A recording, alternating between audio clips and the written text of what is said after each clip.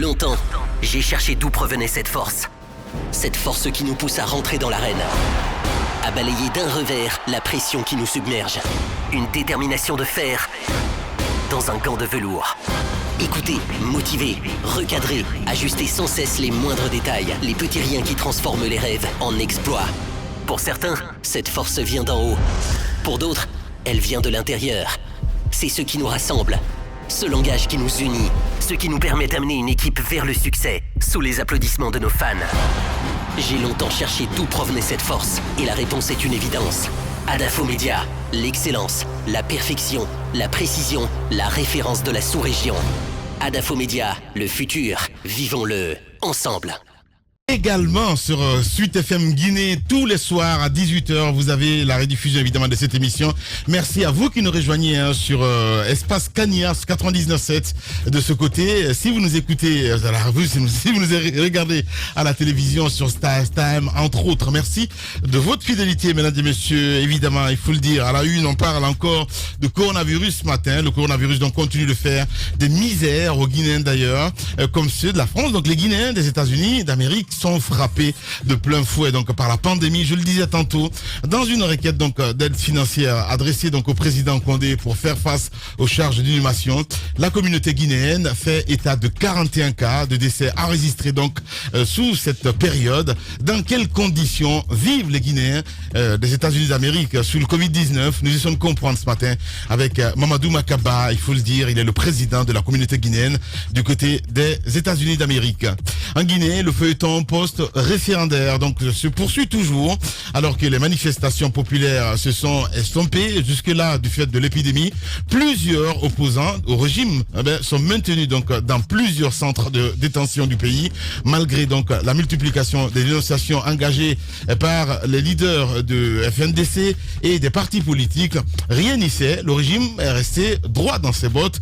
Ce qui risque donc de grossir donc la pomme discorde, c'est la polémique donc née autour d'une supposée falsification de la nouvelle constitution, celle soumise à l'examen de constitutionnalité et au référendum, serait différente de la constitution promulguée. Nous essayons de comprendre ce matin quel regard politique sur la situation d'ensemble du pays. En tout cas, on essaie de comprendre qui aurait pu modifier la nouvelle constitution. Tamba me signale. Nous allons avoir ce matin, comme annoncé, donc en début, c'est désormais maître Pépé Antoine Lama, avocat donc au barreau de Guinée, qui interviendra évidemment dans cette émission Les GG sur Radio Espace Guinée. Avant de continuer, on va essayer de faire lecture de quelques messages que vous avez envoyés. Ça se passe là, évidemment, avec nos réalisateurs. Nous partons avec ce premier message qui nous parvient à l'instant T. C'est de Banfara Bre Koulibaly qui nous écrit: bonjour les grandes gueules, bonjour à toute l'équipe. Moïse, bien merci à toi à cette information. La Guinée est un pays où tout tourne autour de l'argent ou pour les intérêts personnels. Avec tout ça, le ministre Lama s'est tu sans explication, qui explique donc sur cette affaire, qu'il explique. Donc je sais pas trop ce qu'il veut dire. Voilà, on reste avec cette autre excellence Silla qui nous écrit: bonjour les grandes gueules, bonjour à toute l'équipe. Pour moi, il n'y a pas de, il y a pas d'étonnant, il y a rien d'étonnant du fait de retrouver donc des moustiquaires dans d'autres pays. Naturellement, tout ce que l'État met à la disposition de ces populations finit par se retrouver donc sur les marchés de vente. Exemple, les livres scolaires. Donc lui, il nous donne quelques indications. Excellence Timbo Valdé aussi qui nous écrit: bonjour les grandes gueules. Par rapport à la disparition de ces moustiquaires qui sont retrouvés donc finalement à Bamako, le ministre en charge de la santé doit s'expliquer clairement afin de situer donc les responsabilités sur cette affaire aussi grave pour l'image de notre pays. Nous restons avec le Kourouka, pardon. Bonjour les grandes gueules. C'est vrai qu'il faut aider les Guinéens de l'extérieur, mais les Guinéens de l'intérieur sont beaucoup plus éprouvés. Aucune mesure d'accompagnement sérieuse. La galère donc est la principale épidémie qui contamine tous les Guinéens. Qu'Allah nous sauve. On reste avec cet autre aussi, les vrais gens, lui se nomme comme ça, #SpaceGG. Bonjour Lamine, bonjour à toute l'équipe. En Guinée, nous avons des cadres malhonnêtes. Sinon, comment des moustiquaires promis donc pour la Guinée peuvent se retrouver au Mali? Il pose la question. On reste avec Liberté confisquée aussi. Il se nomme comme ça sur Twitter. Il y a des noms bizarres sur Twitter. Bonjour Lamine. Bonjour à toute l'équipe. Vraiment, les Guinéens sont inquiets pendant que les autres pays se déconfinent. Chez nous, on prolonge. l'État doit se bouger et voir un peu le cas de nos compatriotes aux États-Unis. Il faut soigner ce virus. On reste avec cet autre aussi, Maurice Kourouma qui nous écrit sur Twitter. Qu'est-ce qu'il dit? Ce matin, ça me donne dans la chair de poule. Cela prouve encore que la corruption est toujours d'actualité chez nous. Et après cette dénonciation, aucune sanction ne tombera pour honorer donc les efforts fournis par ces enquêteurs. On reste avec cet autre aussi, Mohamed le politologue, #espace GG. Bonjour les grandes gueules. Et qu'est-ce qui n'a pas été fait en Guinée? Il pose la question. Il n'y a pas à vendre de moustiquaires aux autres. C'est vraiment triste quand on dit que la Guinée est maudite. Moi je dis non. Il dit non. Ce sont les élites malhonnêtes qui sont maudites. Il faut qu'on mène une enquête. On reste avec Patekourou Diallo aussi qui nous écrit sur Twitter. Bonjour les grandes gueules, bonjour à toute l'équipe. Cette affaire de moustiquaires fait mal à la tête. Ceux qui ont détourné les nôtres doivent être entendus devant nos tribunaux et les condamnés. Comme la Covid-19, qu'Allah sauve les Guinéens contre les maladies mortelles. On reste avec cet autre aussi, Kiernon aussi qui est sur Twitter. J'aime bien les enquêtes de Moussa Moïse. S'il vous plaît, donnez les noms de ces bandits qui détournent les moustiquaires car ils mettent la vie des gens ils mettent la vie des gens en danger. Il y a plus. Qu'est-ce qu'il veut dire? Ça y va de votre crédibilité. Merci beaucoup. On reste avec Youssef Kaba aussi qui nous écrit sur Twitter. #espace GG. Bonjour les grandes gueules. Bonjour à toute l'équipe. Tout peut faire l'objet de business. Les détournements sont devenus légion et l'impunité est garantie donc par le pouvoir. Le malheur que nous avons dans ce pays est le fait que ces fils les moins valeureux se soient retrouvés dans les instances de décision. On reste avec Zébal Traoré aussi qui nous écrit, un habitué désormais de cette émission, les grandes gueules. Zébal, qu'est-ce qu'il nous dit ce matin? Bonjour les grandes gueules, bonjour à toute l'équipe. Le problème de la Guinée, c'est les Guinéens. On est tellement corrompus que quand tu tapes corrompu sur Google, c'est la Guinée qui sort. On n'a même pas honte de faire ça au détriment des autres. La honte est sur eux. On reste avec cette autre réaction évidemment sur Twitter. Toujours c'est Touré Zakaria Abbas qui nous écrit l'irresponsabilité gouvernement de ce gouvernement envers la cellule sanitaire que manque de savoir-vivre acharné en eux. Je comprends pas ce qu'il veut dire. Bref, tout compte fait, c'est les rumeurs malignes, les tumeurs malignes en phase de métastase. Voilà, que Dieu vous guide à l'Infomédia et bonne fête à vous, merci beaucoup. On reste avec Diallo Alcine aussi qui nous écrit. Lui il est à Fria, résident donc à Abidjan. Pour les GG, un exemple encore qui prouve que l'État guinéen s'intéresse qu'à leur intérêt personnel, non à l'intérêt de la nation. Il veut dire je suis hors politique, mais à mon avis du président Alpha Condé jusqu'au chef section, chacun d'entre eux combat juste pour son intérêt personnel, qui ne réfléchit pas pour le développement du pays ou son secteur. Un pays dominé par la corruption totale. Quant à moi, la Guinée et son gouvernement peuvent être classés les premiers pays de corruption dans ce monde. Je remercie Monsieur Lamine et son équipe pour son travail. Merci beaucoup. On reste avec Suleiman Diallo aussi sur Twitter, et toujours sur le SMS 657 39 13 13. Bonjour monsieur, bonjour à toute l'équipe. Je souhaiterais que vous me faites confiance pour réaliser un de mes rêves, coudre vos habits. Oh bon, d'accord. C'est un tailleur, voilà, qui nous envoie ce message, coudre vos habits. Voilà. J'ai une entreprise de couture, hommes et femmes, à Koya, 6 à Gumbuya, Soudefa, veuillez agréer, messieurs, mes salutations distinguées. Signé Suleiman Oumar Diallo. Voilà. Il y a des messages comme ça dans cette émission. Allez, Djangel aussi qui nous écrit ce matin, et on termine là-dessus. Merci beaucoup. Je voudrais profiter de votre antenne au nom de toute la famille de Djangel et de Mali Mbere pour remercier donc tous les compatriotes d'ici et d'ailleurs qui m'ont adressé leurs condoléances pour le décès de mon père. C'est dans les moments difficiles que se raffermissent donc les vraies amitiés et s'élèvent nos cœurs. Merci à tous et merci à tous et à chacun. Que Dieu rende à chacun sa compassion au centuple. Et que Dieu donc protège les parents de tous ceux qui ont de tout ce qu'on a dans ce monde et qu'ils acceptent donc dans ce paradis ceux qui ont perdu leur père, leurs parents. Donc Amine, merci beaucoup, je suis très ému. Merci beaucoup à Tiangel qui nous envoie ce message. Ils sont très nombreux évidemment à nous écouter tous les matins. Un peu plus tard, nous allons faire la vague donc des SMS. Roby, on a écouté Moussa Moïse là. Absolument, il faut noter que plus de 500 millions de personnes sont touchées par année par la malaria, le paludisme, dont 1,5 million de personnes qui meurent. L'Afrique est particulièrement touchée. Donc c'est une pandémie qui, selon les statistiques, tue même plus que le Covid. Alors je pense que c'est très grave ce que Moussa Moïse vient de révéler. C'est une enquête sur laquelle il travaille depuis bientôt très longtemps. Je pense que les responsabilités sont à situer et les responsabilités sont essentiellement au niveau du ministère de la Santé. On se souvient qu'il avait fait déjà un jet ou 2 jets de cette enquête il y a quelques mois de cela. On n'a pas eu de réaction. La corruption est à quel niveau? Est-ce que c'est seulement au ministère de la Santé ou alors les instances judiciaires?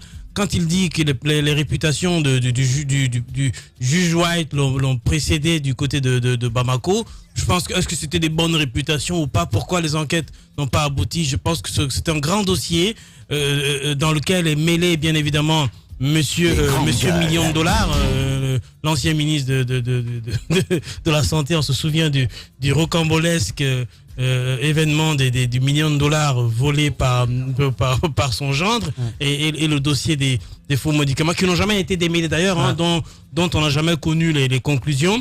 Est-ce que le ministère de la Santé finalement c'est un fourre-tout de magouilles dont les conclusions n'aboutissent jamais? Je pense qu'il est important que cette question de moustiquaire soit élucidée, que la justice se mêle. Je peux pas comprendre comment un voleur peut aller mener une enquête sur lui-même et qu'on s'attende à une conclusion. Moi, ça m'étonne. Ça m'étonne. Je pense que la célérité avec laquelle le ministère de la Santé a envoyé des cadres au Mali pour soi-disant mener des enquêtes, c'était une façon, certes, de barrer la route à la justice ou alors d'aller effacer des traces et des preuves.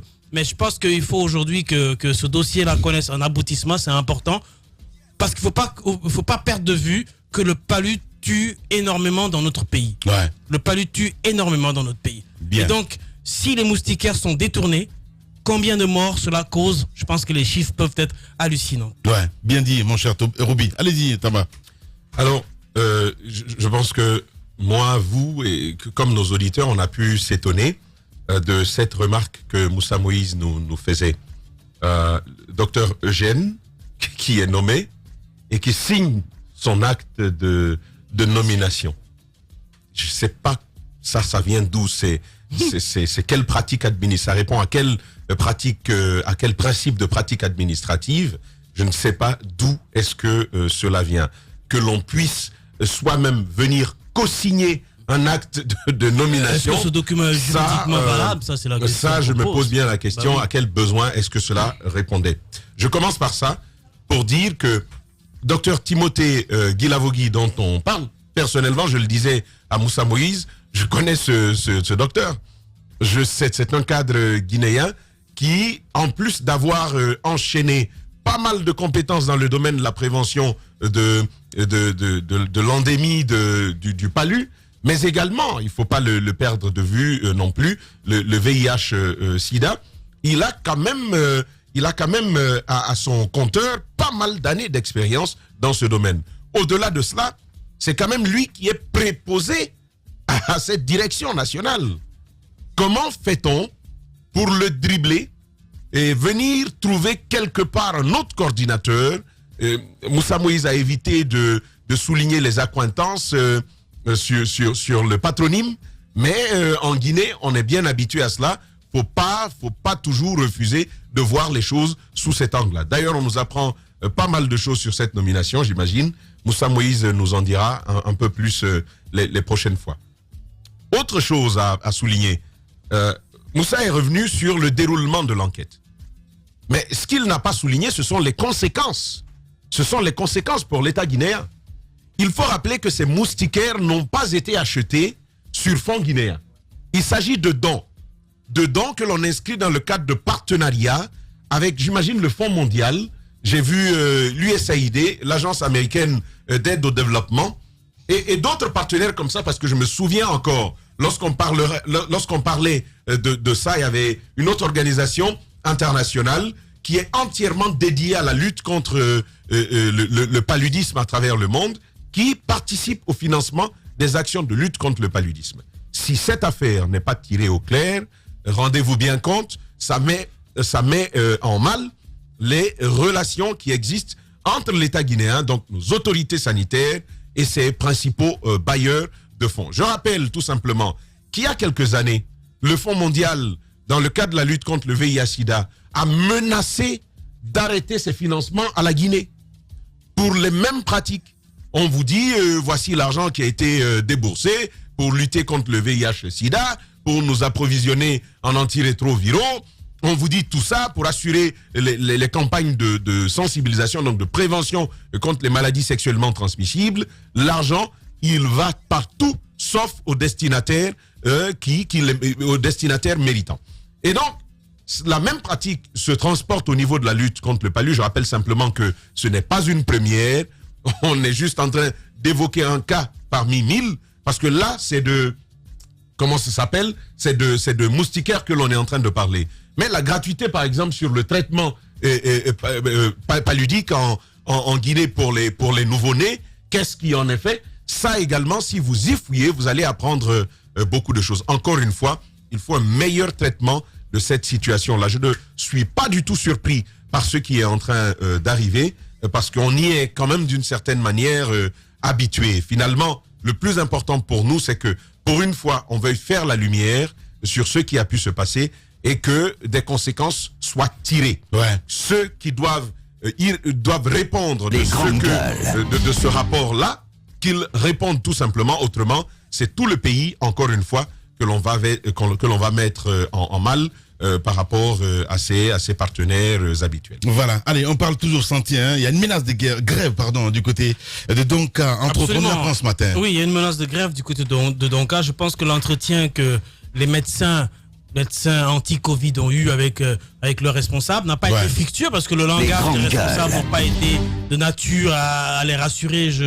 J'en parlais avec Tamba. Quand on entend Dr Sakoba qui menace de licencier tout le personnel qui est déjà présent parce qu'il y aurait d'autres en attente, il parle d'un peu plus de 400 ou 700 personnes, je crois, 700 dossiers qu'il aurait sur sa table. Ou quand on entend Dr Awada... Et qu'il y a plus de 3000 jeunes quand même qui ont travaillé sur Ebola. Qui ont travaillé sur Ebola. C'est pas une raison de ne pas améliorer les conditions de travail de ceux qui existent déjà et qui sont là depuis le début de la lutte. Je pense qu'il est important qu'ils le sachent. Quand on entend Dr Awada dire aux gens de faire preuve de patriotisme, je pense que c'est bien de le dire quand eux, ils se sucrent quand même la bouche. Je pense que ces jeunes-là, oui, je peux pas comprendre comment Dr Awada, Dr Sakoa, en tout cas, toute la direction des instances hospitalières de notre pays tiennent des discours pareils devant des jeunes qui, depuis le début de cette pandémie, sont quand même à l'avant-garde de cette lutte. Sont ceux-là qui nous ont, à un moment donné, on peut pas peut-être dire qui nous ont empêché la catastrophe, même si nous y approchons, mais qui, à un moment donné, quand même, ont donné corps et âme, ont donné de leur vie pour faire en sorte qu'il y ait moins de malades que ceux que nous connaissons aujourd'hui, qu'il y ait plus de guéris qui sortent. Avec toute la misère qu'on connaît, avec toute l'insécurité qu'on connaît, les conditions d'insécurité dans lesquelles ils ont travaillé du côté du CTE de Donka, d'abord du côté du CTE de Nongo, ensuite du côté du CTE de Donka et ainsi de suite, je pense qu'ils méritent un traitement de faveur de la part des responsables. Ils méritent vraiment que leurs réclamations soient regardées de manière beaucoup plus responsable. Ils n'ont pas besoin de discours pareils. On ne peut pas les obliger à demander pardon sous menace de les radier de ce qu'ils sont en train de faire aujourd'hui. Je pense que ce n'est pas une bonne manière de traiter, ce n'est pas une bonne manière en leur demandant, j'entends le ministre de la Santé qui leur dit que le président de la République a un regard très, très judicieux sur ce que vous faites. Vous allez voir, vous serez surpris après. Surpris après, comment ? Ont-ils besoin d'être surpris après ? Surpris après de quoi ? Pour le moment, il n'est pas l'heure que ces jeunes-là attendent Les une grandes quelconque gueules. surprise après. Ils ont besoin d'un traitement aujourd'hui. Ils ont besoin de l'amélioration de leurs conditions de travail. Ils ont besoin d'être rassurés pour la lutte pour laquelle ils sont. Ils sont sur le terrain. Je pense que c'est important que le discours change, Ouais. que les responsables soient des responsables qui rassurent. On ne peut pas menacer des gens qui ont été là depuis le début avec vous et qui ont mené avec courage et abnégation la lutte que personne d'ailleurs n'aurait pu s'engager au début, parce qu'au début on se rend bien compte que tout le monde prenait Encore si ça l'argent à s'arrêtait son là, compte. on dirait la Ouais. reconnaissance. Non, mais je comprends très bien ce que Pas tu de veux dire. reconnaissance. Oui. Pour Ouais, moi, c'est démoraliser complètement des gens qui ont quand même côtoyé les malades depuis plusieurs mois et qui ont fait des résultats sur le terrain. Je pense que ce n'est pas le bon discours. Il faut améliorer les conditions de vie de ces travailleurs-là. Ils n'ont pas besoin d'être menacés. Je pense que c'est tout simplement de l'irresponsabilité de la part de Dr Sakoba et son équipe. Voilà, allez-y, mon cher Taba. Je pense qu'avec Dr Sakoba, ça tient finalement du caractère. Vous souvenez, la sortie, sa réaction à l'avis je crois que c'était le 2e ou le 3e avis du conseil scientifique, ce qu'il disait. Une gynécologue, c'est pas elle qui va me dicter ce que je dois faire.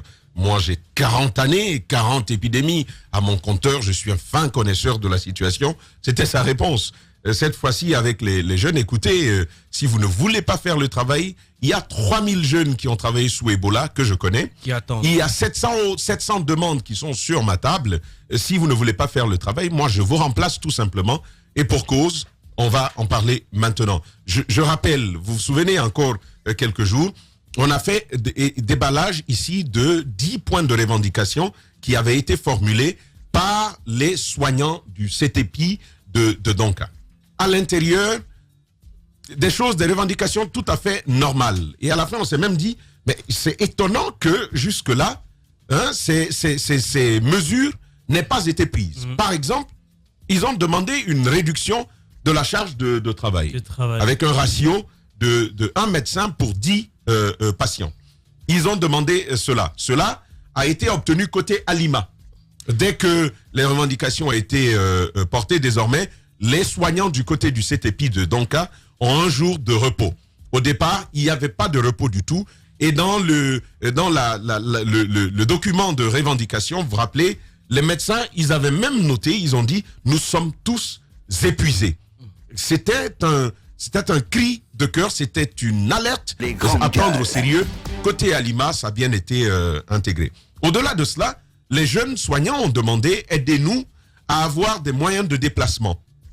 Des bus, mettez des bus à notre disposition pour nous permettre, 2 bus en l'occurrence, un sur chaque grand axe, c'est-à-dire le Prince et Fidel Castro.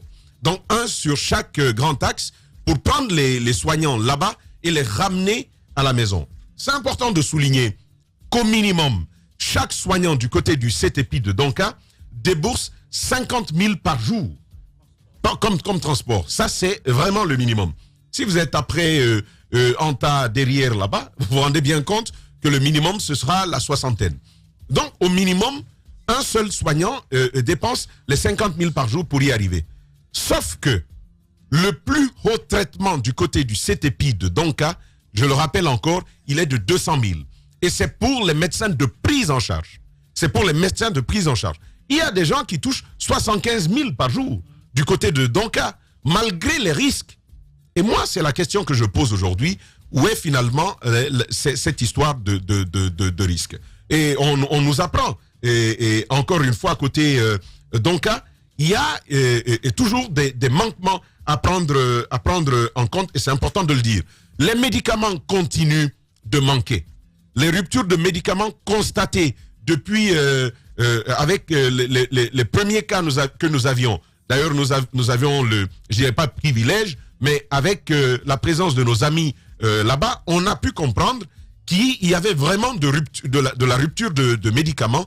Qu'on vous dise que plusieurs mois après, ça persiste, je trouve que c'est toujours un problème. Le retard dans les résultats, on ne l'apprend plus à personne, on est tous au courant. Sur l'insuffisance de la nourriture, ça continue, même s'il y a de bonnes volontés, comme par exemple la présidente des femmes leaders de Guinée, qui continue toujours à apporter bénévolement de son aide à l'alimentation. Ce qui dérange, à l'intérieur de cette situation, on l'a dit, le Premier ministre a reçu ces jeunes, ou plutôt la primature a reçu ces jeunes soignants.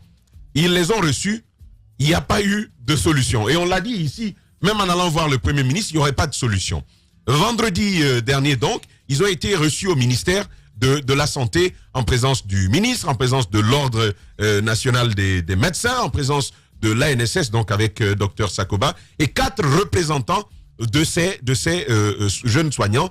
Dès qu'ils sont arrivés, d'après ce qu'on nous apprend, il n'y aurait pas eu de vrai débat sur le fond des revendications. Il n'y aurait pas eu. Il y a une focalisation particulière sur les bus demandés par les jeunes, parce qu'on nous apprend qu'il y en a 10 au total qui sont à disposition de l'ANSS aujourd'hui, et ces 10 sont affectés au transport des malades.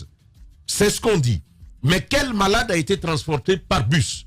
Depuis qu'il y a eu des cas ici, moi je n'en connais pas, et on a d'ailleurs souligné cela, les malades se déplacent eux-mêmes.